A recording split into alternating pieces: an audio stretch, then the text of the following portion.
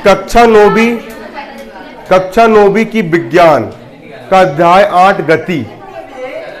कक्षा नौवीं की विज्ञान का अध्याय 8 गति शिवलाल वाली गाइड से पढ़ा रहा हूं। किससे पढ़ा रहा हूं? इसके आंसर क्वेश्चन आपको परीक्षा अध्ययन में मिल जाएंगे। कहां मिल जाएंगे? परीक्षा अध्ययन में भी आपको मिल जाएंगे। बाहर चल जाओ यार, टाइम पास मत करो, इधर 4-5 लोग, है ना? शिवलाल वाली परीक्षा अध्ययन में मिल जाएंगे, है ना? है ना? अध्याय 8 गति, है ना? इसके मोस्ट इंपोर्टेंट क्वेश्चन बुक में भी मिल जाएंगे आपको, जो कि वो मैं समझा रहा हूं। पूरा फुल रिवीजन हो जाएगा तुम लोग का।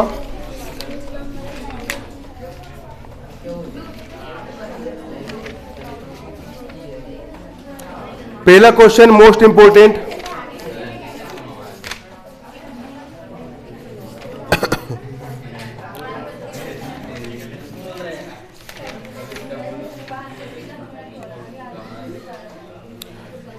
बुक लाया किसने? ये रखी। मैं आपको बुक से बेसिक समझा दे रहा हूं। पूरा पार्ट एंड हो जाएगा।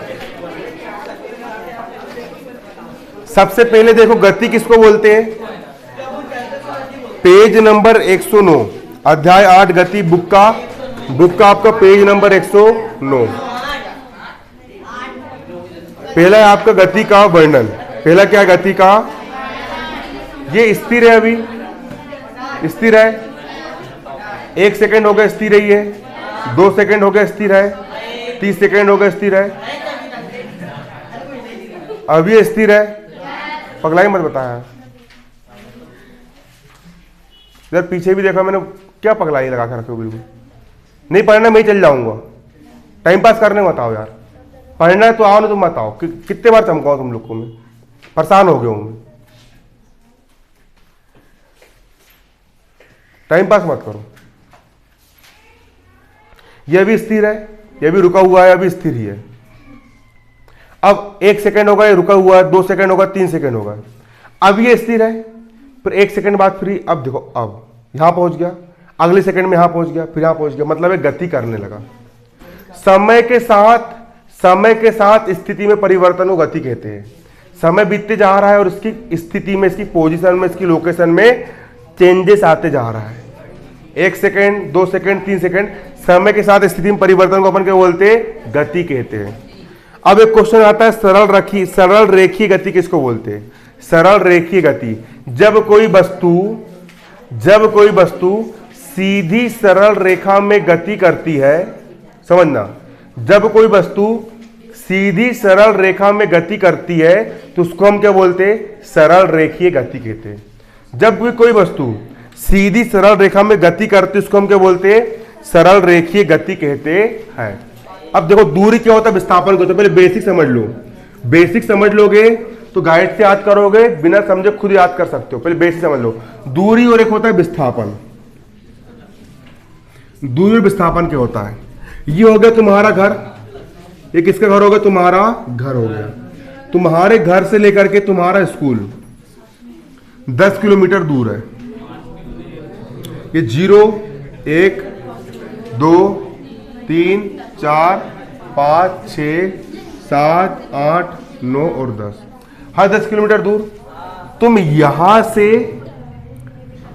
यहां तक गए 5 किलोमीटर, मतलब तुमने कितनी दूरी तय करी?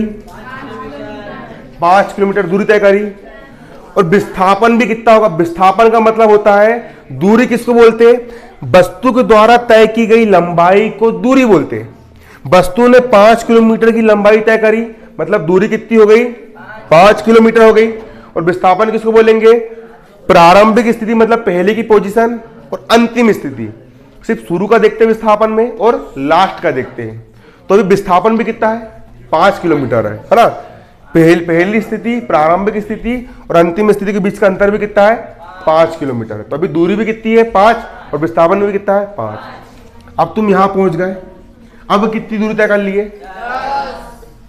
यहां से लेके यहां तक 10 किलोमीटर की दूरी हो गई। और प्रारंभिक स्थिति ये है और अंतिम ये है। विस्थापन भी कितना हो गया आपका? 10 किलोमीटर। अब आप वापस आए और यहां पे आकर रुक गए। अब दूरी कितनी है, अब आप गए, लंबाई कितनी हो गई आपकी 10 किलोमीटर, और 10 और 4 कितनी हो गई 10, 11 12 13 14 किलोमीटर की आपकी दूरी हो गई दूरी। लेकिन विस्थापन कितना हुआ, पहली स्थिति थी आपकी ये, और अंतिम स्थिति क्या है आपकी ये। तो प्रारंभिक स्थिति और अंतिम स्थिति में अंतर मात्र 6 किलोमीटर का आपका डिस्टेंस मतलब विस्थापन होगा। तो ये अंतर होता है दूरी में और विस्थापन में। दूरी किसको बोलेंगे, वस्तु द्वारा तय की गई कुल लंबाई दूरी कहलाती है। और विस्थापन किसको बोलेंगे, प्रारंभिक स्थिति और अंतिम स्थिति के जो अंतर होता है उसको हम क्या कहते हैं, विस्थापन कहते हैं। क्या कहते हैं उसको हम, विस्थापन कहते हैं। अगला यहां पर आपका कॉन्सेप्ट है, एक समान गति किसे कहते हैं और असमान गति किसे कहते हैं।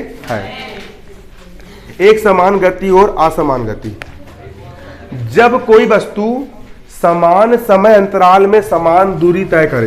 क्या बोला मैंने, इंपॉर्टेंट है, गाइड में मिलेगा क्वेश्चन आपको, मिला।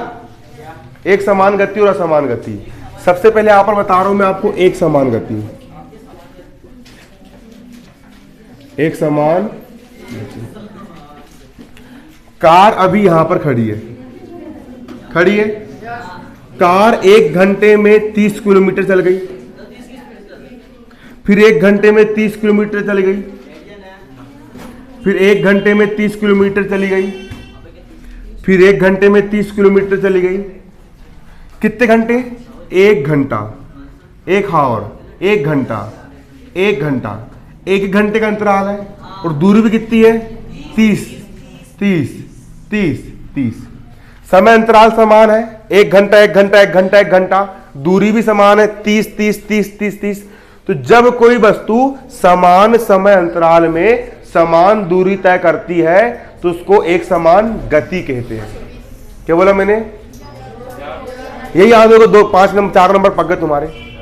कल क्वेश्चन आ जाएगा इतना बस लिख देना, जब कोई वस्तु समान समय अंतराल में एक समान दूरी तय करे, समय अंतराल समान है ना, 1 घंटा 1 घंटा 1 घंटा 1 घंटा, दूरी भी समान है 30 30 30 30 30। तो जब कोई वस्तु समान, अब बताओ बोलना, अभी पूछ रहा हूं ना, जब कोई वस्तु समान समय अंतराल में समान दूरी तय करे तो उसको हम क्या बोलते हैं, समान गति। किसको बोलते हैं समान गति, पीछे अविनाश किसको बोलते, तुम बताओ। हाँ, एक ही समय अंतराल में एक ही दूरी तय करे, बिंदु गलत, बताओ। जब कोई वस्तु समान समय अंतराल में एक समान दूरी तय करे उसको हम क्या बोलेंगे, एक समान गति कहते हैं। क्लियर है। अब अगला कॉन्सेप्ट है आपका असमान गति।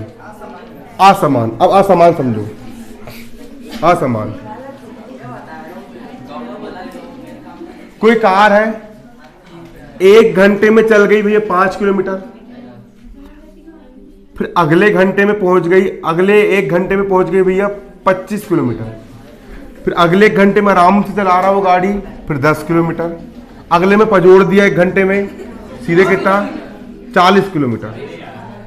तो जब कोई वस्तु समान समय अंतराल में, समय अंतराल तो समान रहेगा, समान समय अंतराल में असमान दूरी तय करे, अलग अलग दूरी तय करे, जब कोई वस्तु समान समय अंतराल में असमान दूरी तय करे तो उसको हम क्या बोलते हैं, असमान गति कहते हैं। उसको हम क्या कहते हैं, असमान गति कहते हैं। क्या कहा जाता है उसको, हाँ बोलो, खड़े होके बोलो। और कोई बता सकता है, कोई है बताने वाला, बताओ।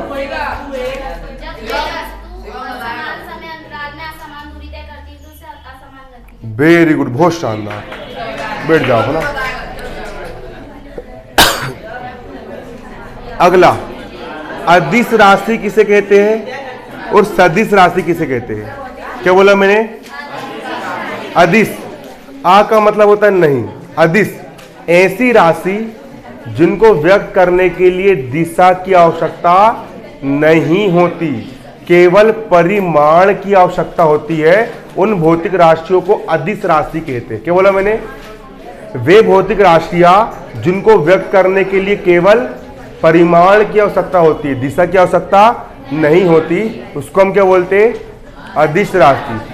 जैसे कि वजन नापने गए, तुम वजन नापने गए तो उसमें तुम दिशा देखते हो कि इधर मुंडी इधर दिशा में रहूंगा फिर इस दिशा में रहूंगा, नहीं, वजन में सिर्फ बेल ली हूं, नापने गए 50 निकले तो 50, 60 निकले तो 60। सिर्फ परिमाण की जरूरत होती है, सिर्फ क्या होती है? परिमाण।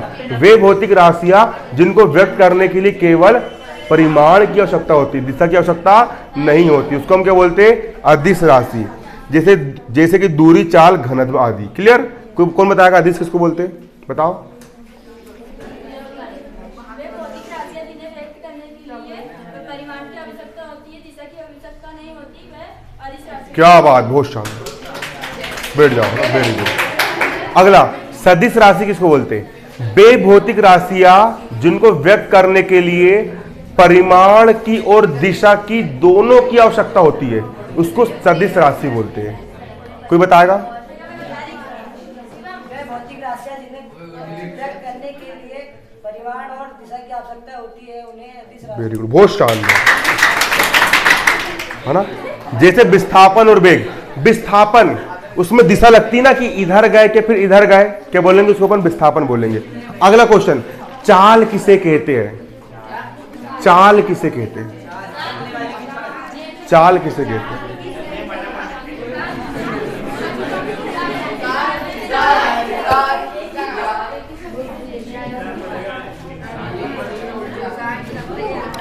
किसी वस्तु द्वारा इकाई समय अंतराल में चली गई दूरी उसकी चाल कहलाती है। तुम्हारे पास एक कार है, तुम्हारे पास एक कार है और तुम कार में बैठे और 1 घंटे में तुम 30 किलोमीटर की दूरी तय कर लिए। 1 घंटे में कितनी दूर चले गए? 30 किलोमीटर दूर चले गए। तो 1 घंटा मतलब इकाई समय अंतराल में कितनी दूरी तय करें? 30 किलोमीटर की दूरी तय करें तो तुम्हारी कार की स्पीड 30 की रही होगी। कितनी की रही होगी? 30 की रही होगी। 30 किलोमीटर प्रति घंटा मतलब प्रति 1 घंटे में 30 किलोमीटर। कोई वस्तु इकाई समय अंतराल में, कोई वस्तु इकाई समय अंतराल में, कोई वस्तु इकाई समय अंतराल में जितनी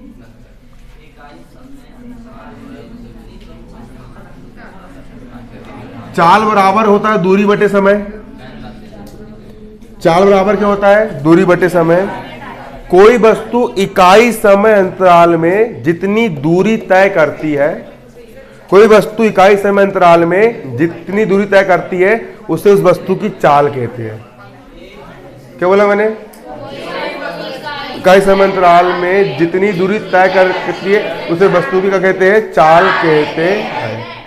क्या बोलते हैं उसको? चाल कहते हैं। चाल बराबर वस्तु द्वारा तय की गई दूरी बटे दूरी को तय करने में लगा हुआ समय। क्लियर? चाल का मात्रक, दूरी को कहाँ में मापते हैं अपन? मीटर में मापते हैं। कितने मीटर चले तो हो गया आपका मीटर, और समय को कहाँ में नापते हैं? सेकेंड में। तो चाल का मात्रक हो जाएगा मीटर प्रति सेकेंड। क्लियर है? अगला, अब वेग किसको बोलते हैं? वेग किसको बोलते हैं? क्या बोला मैंने? वेग। वेग, वेग किसको बोलते हैं? देखो, वेग,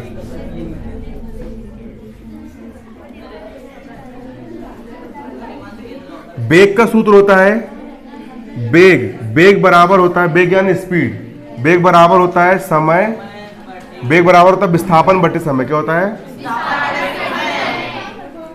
चाल में दूरी आती है, सिर्फ इतना बस अंतर है। चाल में क्या आती है? दूरी, और विस्थापन, वो वेग में आता है विस्थापन। दूरी किसको बोलते हैं? तय की गई कुल लंबाई, और विस्थापन मैंने अभी आप लोग को समझाया। तो वेग किसको बोलेंगे? समय के साथ, समय के साथ, समय के साथ विस्थापन की दर को, बटा यानी दर को, समय के साथ विस्थापन की दर को वेग कहते हैं। फिर से, समय के साथ विस्थापन की दर को वेग कहते हैं।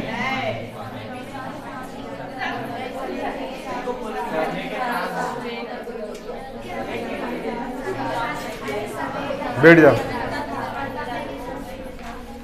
के साथ विस्थापन की दर को वेग कहते हैं। वेरी गुड, बहुत शानदार। समय के साथ विस्थापन की दर को क्या बोलते हैं अपन? वेग कहते हैं।